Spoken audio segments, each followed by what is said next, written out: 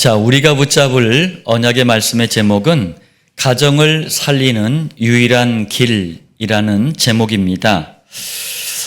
과거에 소련, 중공 이런 공산주의 국가들이 경제나 군사 또 모든 면에서 자유민주주의 국가들을 이길 수 없다는 사실을 깨달았어요.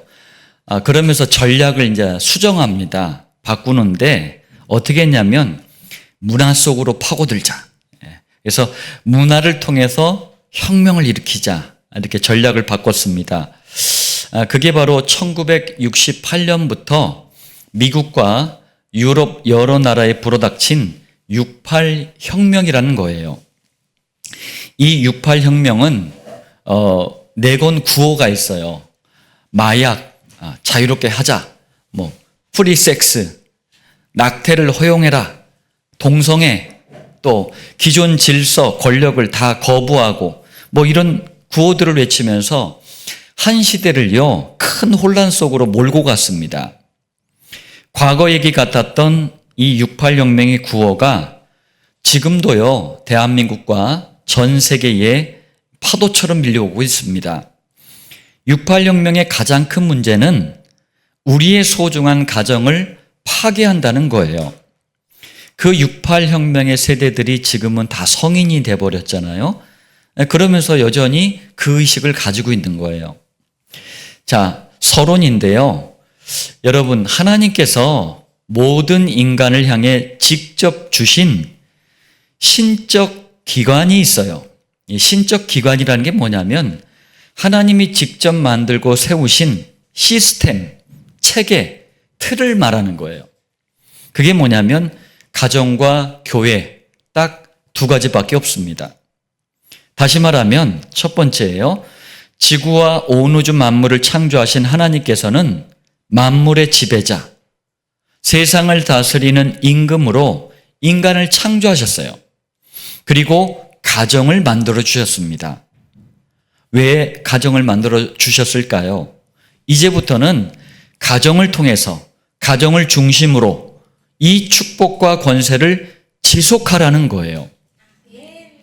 그렇기 때문에 아무리 그럴듯한 이유를 대더라도 가정을 깨트리는 동성애, 프리섹스, 낙태, 등등 이런 것들은 전부 틀린 거예요. 두 번째, 그리고 성경이 말씀하는 가정의 비밀과 축복을 아는 성도들의 모임이 뭘까요? 그게 바로 교회입니다. 교회는 구원받은 곧 천국을 이미 상속을 받은 천국 가족의 모임이에요. 우리는 이 땅에 살고 있지만 이미 천국을, 하늘나라를 상속받은 사람들이에요. 그렇기 때문에 영적으로 보면 어떻습니까? 가정하고 똑같은 거예요. 그 교인들이 그런 얘기를 많이 하는데 교회가 먼저냐 가정이 먼저냐 바보 같은 얘기예요. 교회와 가정이 뭔지를 모르니까 하는 얘기입니다. 먼저가 어디 있어요? 똑같은 건데. 자, 본론 첫 번째입니다. 서론의 말씀을 좀 기억하시면서 21세기인 지금 수많은 가정이요. 여러분 우리가 복음의 눈을 가지고 한번 딱 보세요. 마치 풍랑 만난 배와 같아요. 여러 가지 문제, 위기, 어려움 때문에 풍랑을 만났어요. 가정 안에 수많은 문제 때문에 행복을 잃어버린 사람들이 너무나 많아요. 그럼 어떤 문제가 있는지 한번 보겠습니다. 첫 번째로 먼저 분명히 알아야 합니다. 이 세상에 문제 없는 가정, 갈등 없는 가정은요, 단 한 곳도 없어요. 모든 가정이 크고 작은 여러 가지 문제, 위기, 어려움 가운데 살아가고 있어요. 단지 이제 거기에 해답이 있느냐 없느냐 이제 그 차이인 거예요. 두 번째, 그럼 수많은 가정을 위태롭게 만드는 대표적인 가정 문제들을 한번 살펴보겠습니다. 자, 알코올 중독, 마약 중독, 도박 중독, 게임 중독, 쇼핑 중독, 하여튼 중독이 많아요. 이런 각종 중독 때문에 신음하는 가정이 참 많아요. 어느 가정은요, 아버지가 결혼한 이후로 단 한 번도 월급을 제대로 가져다 준 적이 없어요. 그럼 가족이 얼마나 어렵겠습니까? 아버지가 매일 술에 빠져 사는 알코올 중독자였어요. 이걸 보고 자란 아들 둘이 어려서부터 자기들끼리 맹세를 했어요. 우리는 죽어도 이 술은 입에 대지 않는다. 만약에 우리가 술을 입에 딱 대면 우리는 개다. 이렇게 서로 맹세를 한 거예요. 웬걸요? 큰 놈은 고등학교 때부터, 작은 놈은 중학교 때부터 홀짝홀짝 하더니 아버지 저리 가라예요. 한 가정을 알코올 중독이 붙잡아 버린 거예요. 또 상습적인 부부 폭력, 자녀 학대, 언어 폭력 뭐 등등 이런 폭력 때문에 가정들이 상처를 받고 있습니다. 예전엔 주로 가정폭력의 희생자가 아내였어요. 부인들이었는데 요즘은 매 맞는 남편이 통계적으로도요 굉장히 늘고 있어요. 우리 남자 그루터기들 결혼을 잘해야 된다. 저는 남편이든 아내든 부부 폭력에 대해서는 철저하게 대처하라고 말합니다.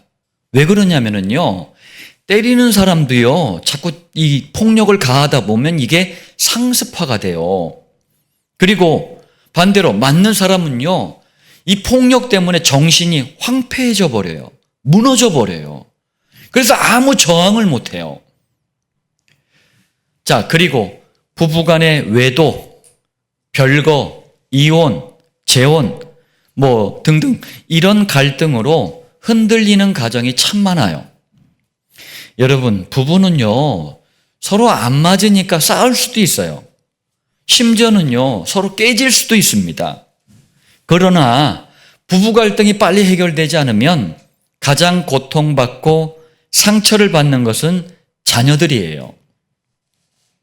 자, 또 동성애 급증으로 인한 정상적인 가정의 파괴가 현실의 문제로 다가왔어요. 제가 전에도 한번 얘기했지만 프랑스는 계속 인구가 감소해. 전 세계 인구가 뭐 몇몇 나라들 외에는 자꾸 감소하고 있거든요. 이러면 노동력이 확보가 안 되잖아요. 그래서 프랑스는 마호메트가 만든 이슬람교를 믿는 사람들을 받아들이기 시작했어요. 지금은요 600만 명 이상으로 늘어나서 유럽 여러 나라, 유럽연합이 있잖아요. 유럽연합 나라들 중에서 이슬람교 신도가 가장 많은 나라가 프랑스예요. 그럼 왜 프랑스가 인구가 감소했을까요? 이거 프랑스가 낸 통계예요. 그 중요한 원인 중에 하나가 동성애로 인한 가정의 파괴 때문에 그런 거예요. 너무 심각한 문제예요. 자, 그리고 다문화 가정이 증가하면서 가정 안에 언어의 소통 문제, 그 남편 아내가 서로 국적이 다르다 보니까 언어가 소통이 안 되는 거예요. 문화적인 차이도 있죠. 학력 차이, 심한 나이 차이, 신앙의 차이, 뭐 이런 것 때문에 많은 가정이 깨어지고 있습니다. 한국에서 결혼이 어렵다고 보니까 해외에서 결혼한 건데, 해외에 있는 아가씨들을 수입해 가져간 건데 그나마도 깨지는 거예요. 한국 남편과 결혼한 외국 아내의 나라 제1위가 베트남이에요. 2위가 중국이고 3위가 태국입니다. 그런데 한국 남편과 외국 아내의 나이 차이가 10살 이상이 가장 많대요. 나이 차이도 많죠. 언어도 안 통하죠. 한국 남편은 또 주로 저학력자예요. 학력이 낮아요. 신앙도 다르죠. 이러니 심각한 다툼이 벌어지는 거예요. 이런 상황에 아이까지 낳아보세요. 더 심각해지는 거예요. 자, 그럼 두 번째입니다. 본론 두 번째인데요. 우리가 쭉 살펴봤잖아요. 가정 문제가 너무 많아요. 그럼 이 모든 가정 문제가 도대체 언제부터 출발이 됐을까요? 성경은 창세기 3장 사건이라고 말씀합니다. 도대체 창세기 3장 사건이 뭘까요? 여러분, 오늘 가정 문제에 대한 원인을 이걸로 완전히 결론을 내리셔야 돼요. 자, 첫 번째입니다. 하나님은 창세기 1장을 잘 살펴보세요. 그게 창조의 순서도 들어있지만 중요한 창조의 원리를 말씀하는 거예요. 창조의 원리라는 게 뭡니까? 만물이 어떻게 해야지 제대로 살 수 있는가? 그게 창조의 원리예요. 물고기 반드시 물에 살아야 됩니다. 나무 그 뿌리를 반드시 땅에 내려야 돼요. 새 반드시 하늘을 날아야 돼요. 그래야 행복한 거예요. 이게 만물의 창조 원리입니다. 각자의 자리를 지켜야 행복한 거예요. 그런데 창세기 1장 27절 하나님이 자기 형상 곧 하나님의 형상대로 사람을 창조하시되 만물 가운데 인간만큼은 하나님의 형상 뭡니까? 그리스도예요. 그리스도를 믿어야 행복한 존재로 처음부터 그렇게 창조하신 거예요. 그리스도를 모르면, 그리스도를 놓치면, 그리스도를 거부하면 어떤 평안도, 행복도, 만족도, 보람도 가질 수 없는 존재가 인간인 거예요. 여러분, 이게 인간이라니까요. 그리고 이걸 절대로 잊지 말라고, 절대로 놓치지 말라고 하나님은 인류의 대표자 아담과 약속을 합니다. 그게 창세기 2장 17절이에요. 이게 앞의 내용을 가지고 한 약속이에요. 이것만 뚝 떼내가지고 자꾸 얘기를 하니까 헛소리를 하는 거예요. 선악을 알게 하는 나무의 열매는 먹지 말라. 네가 먹는 날에는 반드시 죽으리라. 무슨 얘기예요? 선악과 언약이라는 게 뭡니까? 앞의 것들을, 이 창조의 원리를 깨지 말라라는 거예요. 두 번째, 그러나 이 약속을 깨뜨리는 사건이 창세기 3장 아담 가정에서 벌어진 거예요. 그러면서 인류의 대표자가 아담 아닙니까? 아담의 후손들에게, 인류 전체에게 이 가정 문제가 대물림돼 버린 거예요. 다시 말하면 가정 문제의 시작은 바로 창세기 3장에서 벌어진 세 가지 문제 때문이에요. 그리고 이 세 가지 문제는 모든 가정 문제의 원인이에요. 그래서 여러분들 이거 딱 결론을 내야 돼요. 우리도 그래서 복음 전할 때도 이게 결론이 있어야지, 창세기 3장에 대한 결론이 있어야지 답을 정확하게 줄 수가 있어요. 자, 세 가지 문제가 뭡니까? 첫 번째는 여호와, 이분이 그리스도 아닙니까? 이 그리스도의 말씀을 듣는다고 들었는데 대강 들었어요. 대충 들었어요. 하나님은 분명히 창세기 2장 17절 선악을 알게 하는 나무의 열매는 먹지 말라. 네가 먹는 날에는 반드시 죽으리라. 이렇게 말씀하셨잖아요. 여러분 말씀을 주의 깊게 보세요. 그런데 창세기 3장 3절 하나님의 말씀에 이렇게까지 말했어요. 분명히 이거 하나님의 말씀이다 라고 한 거예요. 그런데 어떻게 얘기해요?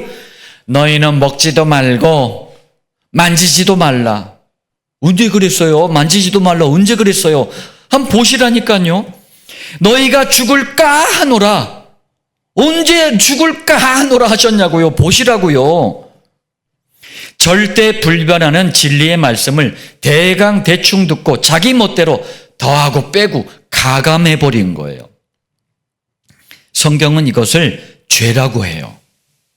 창세기 3장은 모든 죄의 시작인 거예요. 뿌리인 거예요.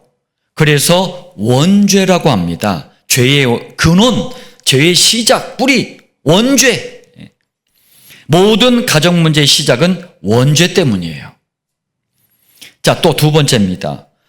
도대체 그럼 왜 이런 어처구니 없는 일이 벌어졌을까요? 너무 어처구니 없잖아요. 물론 인간 자신의 책임이에요.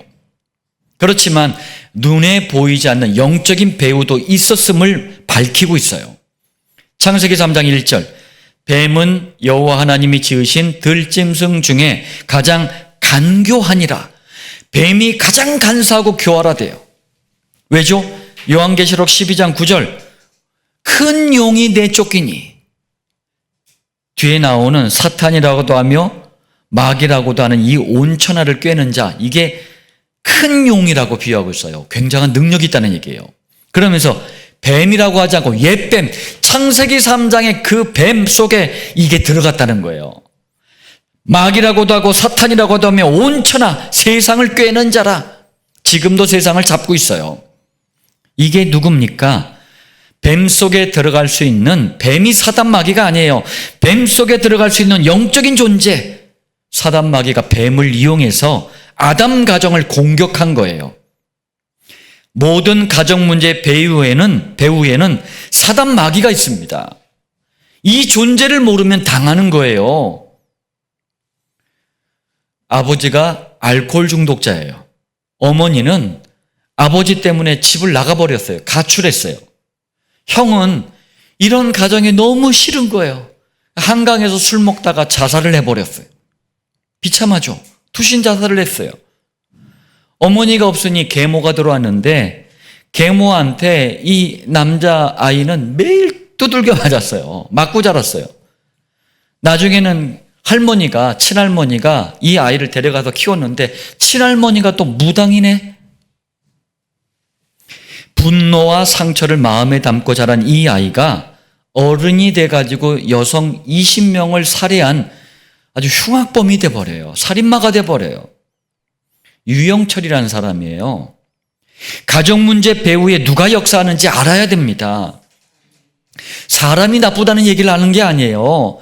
좋다 그런 얘기를 하는 게 아닙니다. 자, 세 번째, 세 가지 문제 중에 세 번째입니다. 복음의 말씀을 대충 들었죠. 여기에 마귀가 역사하죠. 그러니까 인간 스스로 가정 문제에 대한 해답을 찾을 수 있다라고 착각을 해버리네. 세상이 지금 여기에 잡힌 거예요. 가정 문제가 너무 많으니까 상담, 뭔 세미나, 5만 가지를 하면서 인간 스스로 답을 자꾸 내요. 심지어는 교회들도 그래요. 정신 차려야 돼. 뭔 상담? 우리의 유일한 상담자 그리스도가 계시는데 무슨 상담이 필요합니까? 해답을 모르고 자꾸 엉뚱한 짓을 하는 거예요. 이게 왜 그런 줄 아십니까? 창세기 3장 7절 여기서부터 그게 시작된 거예요. 그들의 눈이 밝아져 자기들이 벗은 줄을 알고, 다른 눈이 열린 거예요. 복음을 놓치면 다른 눈이 열립니다. 자꾸 다른 게 해답처럼 보여요. 그러면서 무화과 나뭇잎을 엮어 치마로 삼았더라. 그 부끄러움을, 복음을 놓친 부끄러움인데, 복음을 놓쳐서 생긴 가정 문제인데 이걸 어떻게 했대요? 무화과 나뭇잎을 엮어 치마로, 다시 말하면 인간의 방법, 수단, 열심, 노력으로 해결해 보려고 애를 쓰는 거예요. 그러나 여전히 가정 문제는 해결되지 않고 평생을 괴롭힙니다. 행복한 가정이 지옥처럼 변해버려요. 그러다가 결국 진짜 지옥에 가는 영원한 운명에 잡혀버립니다. 자, 정리하자면 지금 세상에는 수많은 가정 문제가 행복해야 될 가정을 괴롭히고 있어요. 그런데 성경은 이 수많은 가정 문제가 원죄, 사단, 지옥 문제에서 시작됐다고 말씀합니다. 남편이나 아내가 못나서 그런 게 아니에요. 연약한 자녀들 때문에 그런 게 아니고 이 눈이 열려야 가정 문제의 진짜 원인을 알 수 있는 거예요. 가정 문제를 치유할 수 있는 거예요. 오늘 말씀 속에서 해답을 누리시길 바랍니다. 자, 본론 세 번째입니다. 원죄, 사단, 지옥 문제로부터 시작된 수많은 가정 문제에 잡힌 이 가정을 위해서 여호와 하나님께서는요, 너무 감사한 거 있죠. 처음부터 가정을 살리는 유일한 길. 여러분, 하나님께로부터 오는 모든 건 다 유일해요. 기도 응답받는 이름 유일합니다. 예수밖에 없어요. 구원받는 이름 유일합니다. 예수밖에 없어요. 우리가 축복의 모든 통로도 유일합니다. 예수밖에 없어요. 가정을 살리는 유일한 길을 주셨어요. 그게 바로 오늘 본문 창세기 4장 3절부터 5절. 뭡니까? 복음만 붙잡는 예배예요. 정말 저는 그렇게 생각합니다. 주중에 우리 김명유 사님도 막 그런 얘기를 하시던데, 복음을 우리가 듣고 복음을 붙잡는 예배에 성공한다는 것은요, 자신의 가정을 두고 너무 놀라운 축복이라고 간증하더라고요. 예. 정말 마음에 담긴 간증을 하더라고요. 너무 감사한 거예요. 왜 그럽니까? 우리는 성경이라는 틀 위에서 이 터전 위에서 반석 위에서 지금 이 신앙생활을 하고 있습니다. 성경대로 가야지 행복한 거예요. 첫 번째입니다. 자, 우리는 복음이 아닌 종교를 붙잡거나 종교적인 예배를 만약에 드린다면 어떻게 되는지 아세요? 자신뿐만 아니라 가정과 가문, 후대까지 싹 다 망한다는 사실을 명심해야 합니다. 이걸 명심하지 않으니까요, 가인 같은 비극이 벌어진 거예요. 자, 가인은 예배를 철저하게, 성실하게, 온갖 정성을 다해서 드렸어요. 나쁘지 않잖아요. 그런데 종교를 붙잡았어요. 종교적인 예배를 드렸어요. 증거 있습니까? 한번 보세요. 창세기 4장 3절. 가인은 땅의 소산으로 땅에서 거두어들인 거예요. 그걸로 뭐 했대요? 제물을 삼아 여호와께 드렸고. 여러분, 제물을 드린다는 건 뭡니까? 지금처럼 예배를 드린다는 말이에요, 이게. 그런데 제물의 종류가 문제인 거예요. 그래서 제물의 종류까지 정확하게 써놓은 거예요, 성경에. 이게 문제라는 거예요. 무슨 말이냐? 여호와께서는 아담 가정이 원죄사단 지옥이라는 이 창세기 3장 문제에 딱 잡혔잖아요. 그래서 창세기 3장 15절 동정녀 처녀의 몸을 통해 여자의 후손으로 그리스도를 보내서 이 문제 해결할 거다 약속을 하신 거예요. 그리고 곧바로 창세기 3장 21절 여호와 하나님이 아담과 그의 아내를 위하여 뭐를요? 가죽옷을 지어 입히시니라. 양을 잡아가지고 피가 줄줄 흐르는 가죽을 벗겨가지고 피가 줄줄 흐르는 이 가죽옷을 아담과 하와 부부에게 입혀주셨대요. 도대체 무슨 말씀이죠? 원죄사단 지옥 문제는, 여기서 시작된 모든 가정의 문제는 피 흘리고 죽는 양처럼 예수님이 여자의 후손으로 오셔서 십자가에서 피 흘려 죽으시는, 희생당하시는 그리스도의 일을 통해서만 가정 문제는 해결될 수 있다는 거예요. 그런데 이걸 모르고 피제사가 아닌 제물로 뭘 드렸어요? 곡식을 드린 거예요. 이게 종교예요. 가인이 복음을 놓치고 종교를 붙잡은 거예요. 그리스도의 희생의 비밀이 빠진 모든 예배는 더 이상 예배가 아니에요. 1000명, 10,000명, 수십만 명, 수억 명이 모여서 예배드렸다. 그런데 그리스도가 빠졌다. 그건 예배가 아닌 거예요. 종교이고 종교적인 예배예요. 우리가 현장에서 교회 오래 다닌 교인들을 만납니다. 교회도요, 대충 다닌 게 아니고 열심, 충성, 봉사, 헌신 다 하는 교인들이 너무나 많은 문제로 신음하는 것을 보게 돼요. 왜죠? 교회 다니면 그렇게 저주받는 겁니까? 아니에요. 종교를 붙잡은 줄도 모르고 종교적인 예배를 열심히 드린 거예요. 근데 그게 어느 날 문제로 다 들이닥치는 거예요. 왜? 원죄사단 지옥을 막아낼 재간이 없는 거예요. 종교로 못 막아요. 그런데 더 큰 문제는 여기서 끝나지 않습니다. 복음을 놓치고 예배에 실패한 것은 가인이잖아요. 가인 자신인데 이 문제가 가정과 가문, 후대 문제로 확산, 뭡니까? 번져나가 버린 거예요. 볼까요? 창세기 4장 16절 가인이 여호와 앞을 떠나서. 여러분, 떠나서라는 말은 단순히 잠깐 나갔다 올게요 이 말이 아니에요. 이런 정도의 말이 아닙니다. 물론 밖에 나가다 이런 뜻도 있어요. 그런 정도 말이 아니고 뭐냐면 여호와 하나님이 너무 싫은 거야. 복음을 너무 듣기 싫은 거야. 그래서 피해서 도망간 거예요. 가인이 이러니 가인의 가정, 가문, 후대들을 한번 보세요. 창세기 4장 19절 라멕이 두 아내를 맞이하였으니, 하나님은 처음부터 일부 일처를 말씀했는데 처음으로 일부 다처제가 등장했어요. 다시 말하면 하나님이 주신 축복된 결혼이 아니라 성적 타락의 시대가 열린 거예요.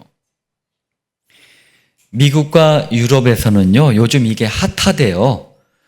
남자 한 명에 여자 2명, 또는 여자 한 명에 남자 2명, 이런 식으로 가정을 만드는 사람들이 늘어나고 있대요.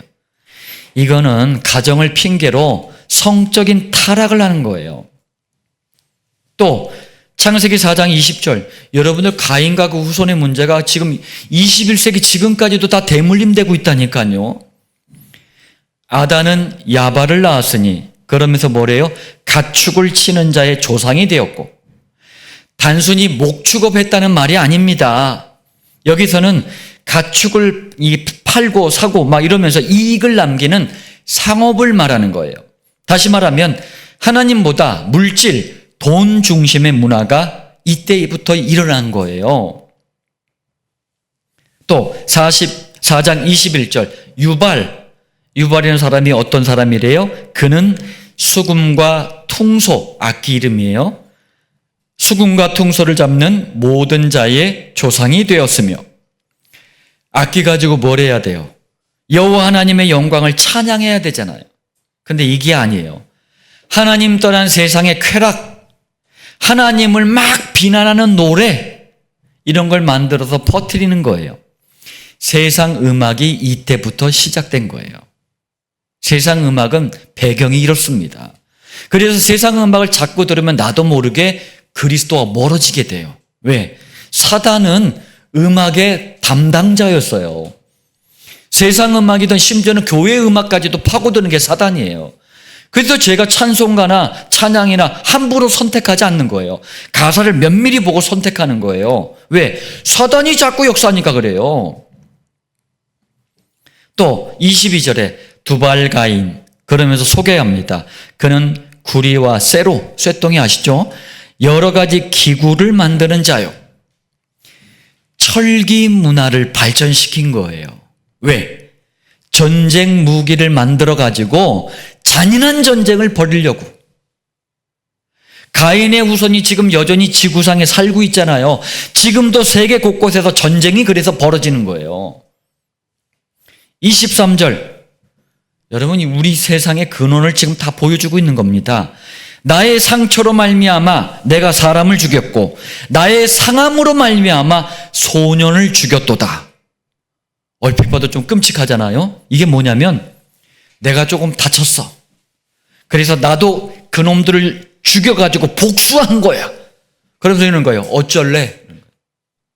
이 말이에요, 이게. 여기에 동원된 무기들은 철, 이 쇠덩이로 만든 거예요.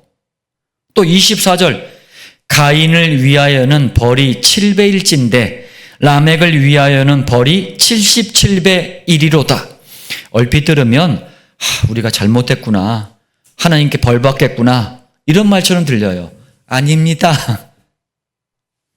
친동생을 죽인 가인도 하나님이 살려주셨잖아요. 가인의 후손들이 봤잖아요. 그런데 우리는 원수들에게 정당한 복수를 했어. 이런 나를 죽이겠냐? 이 말이에요. 다시 말하면 처절한 복수, 잔인함밖에 없는 문화를 만든 거예요. 참 여러분, 복음과 복음을 놓쳤다는 게 이만큼 심각한 문제예요. 두 번째, 그러나 가정에 아무리 문제가 많아도 복음과 복음만 붙잡는 예배에 성공한다면 자신뿐만 아니라 가정과 가문 후대까지 하나님께 귀하게 쓰임받는 사실을 또한 명심하시길 바랍니다. 그 증거가 아벨이에요.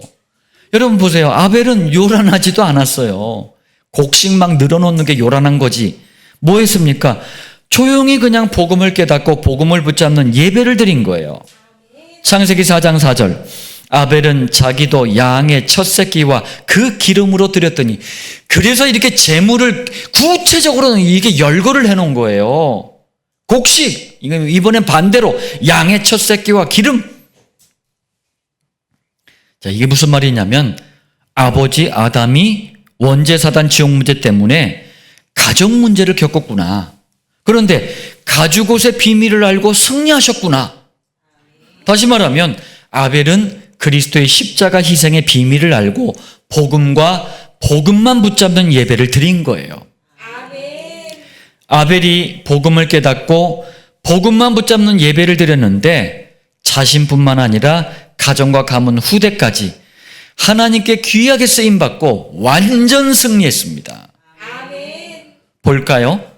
증거가 있어요. 창세기 4장 8절. 그들이 들에 있을 때에 이 형이 가인이죠. 가인이 그의 아우 아벨을 쳐 죽이니라.